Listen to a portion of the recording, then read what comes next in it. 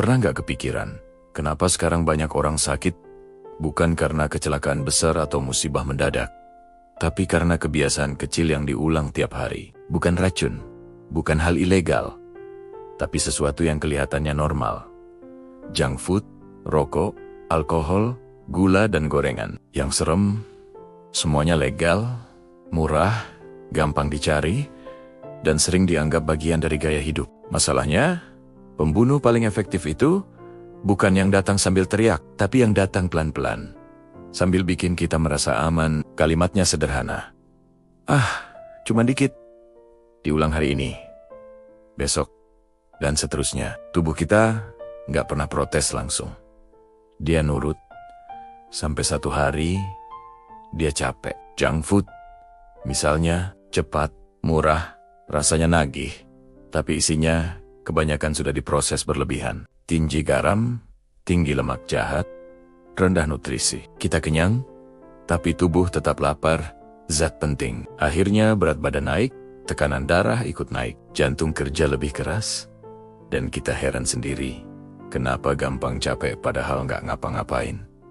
Lalu ada gula, bukan cuma di kue dan permen, tapi nyelip di mana-mana. Kopi susu, minuman kemasan, saus, roti, cemilan. Gula itu manis di depan, tapi kejam di belakang. Dia bikin ketagihan, merusak sistem insulin, dan pelan-pelan membuka jalan ke diabetes, peradangan, dan penuaan lebih cepat. Yang berbahaya bukan gulanya, tapi kebiasaan nambah dikit. Gorengan juga sama.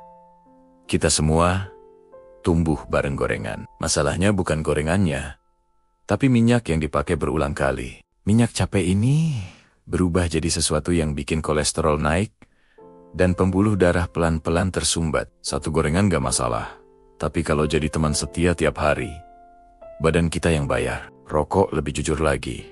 Dia nggak janji sehat, dia kumahanji, tenang sebentar. Tapi di balik itu, dia kerja sistematis. Paru-paru, jantung, pembuluh darah, bahkan orang sekitar ikut kena.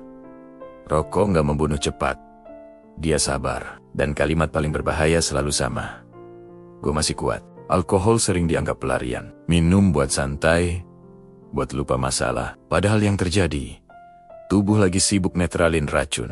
Dalam jangka panjang, hati rusak, kualitas tidur hancur, kecemasan malah naik. Minum buat tenang hari ini, tapi besoknya pikiran makin berat. Jadi kenapa semua ini penting? Dikurangin, bukan karena kita takut mati, tapi karena kita masih pengen hidup lama dengan kualitas yang baik, punya energi, hadir buat keluarga, menikmati hasil kerja, bukan habis di rumah sakit. Sukses itu percuma kalau badan habis duluan. Ini juga bukan soal berhenti ekstrem, bukan soal jadi sok sehat atau sok suci. Ini soal sadar, kurangi frekuensi, jaga porsi, mulai dari hal kecil. Minum air lebih banyak, masak di rumah sesekali, gerak dikit, tidur cukup. Kecil, tapi konsisten. Hidup sehat, bukan buat gaya, tapi buat masa depan. Kita nggak harus sempurna, kita cuma perlu sadar. Kalau hari ini kamu minum lebih sedikit yang manis, jarangin gorengan, nunda rokok, atau ngerem alkohol, itu bukan hal kecil. Itu langkah hidup panjang. Kalau cerita ini kena di kamu, share ke orang yang kamu peduli. Karena peduli itu bukan cuma bilang hati-hati, tapi mau ngingetin sebelum terlambat. Kalau suka, silahkan share ke dua teman kamu yang mau jaga kesehatan. Vibe positif aja.